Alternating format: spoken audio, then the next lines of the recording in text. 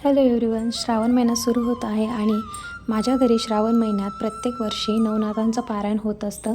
हा माझा नवनाथांचा ग्रंथ आहे आणि या ग्रंथाला मी नेहमी बासनातच बांधून ठेवत असते, पण यावर्षी असं ठरवलं की याला कव्हर करून ठेवावं, म्हणून मी आता याला हा जो कपडा आणलेला आहे तो बासनाचाच कपडा होता, त्याचंच मी आता त्याला कव्हर शिवणार आहे, जेणेकरून माझा ग्रंथ नेहमी छान राहील। आणि काय होतं, प्रत्येक वर्षी आपण वाचन करताना प्रत्येक वेळी तेलाचा हात वगैरे लागतो आणि मग आपला ग्रंथ खराब होतो।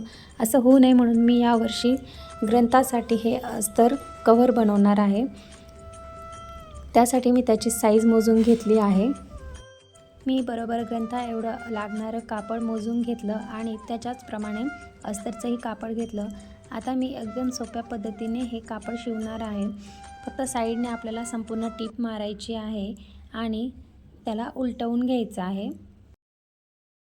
व्हिडिओमध्ये दाखवल्याप्रमाणे सर्व बाजू, सर्व कॉर्नर्स व्यवस्थित आपल्याला बाहेर काढून घ्यायचे आहे आणि नंतर आपल्या ग्रंथाच्या मापानुसार आपल्याला 1-2 फोल्ड मारायचे आहे साईडने, जेणेकरून आपला जो कव्हर असतो तो व्यवस्थित बसला जाईल।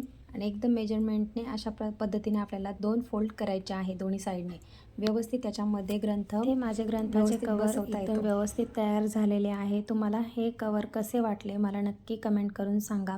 आणि तुम्हालाही तुमच्या ग्रंथासाठी शिवलीला अमृत असो, स्वामींचं पारायण असो, कुठल्याही ग्रंथ असो, त्यासाठी जर तुम्हाला असे कव्हर बनवून घ्यायचे असतील तर माझ्याशी नक्की कॉन्टॅक्ट करा। हे फक्त ग्रंथांसाठीच नाही, जर आपल्याला आवडत्या एखाद्या बुकसाठी किंवा नोटबुकसाठी फेवरेट बुक्स असतील तर त्यांना जर क्रिएटिव्ह फॅब्रिक कव्हर बसवायचे असतील तुम्हाला तर नक्की सांगा, कारण आपण इथे जे फॅब्रिक वापरलेलं आहे त्याचप्रमाणे ज्यूटचं, खणाचं आणि वेगवेगळी फॅब्रिक वापरून आपण आपल्या आवडत्या बुकला आणखी क्रिएटिव्ह बनवू शकतो।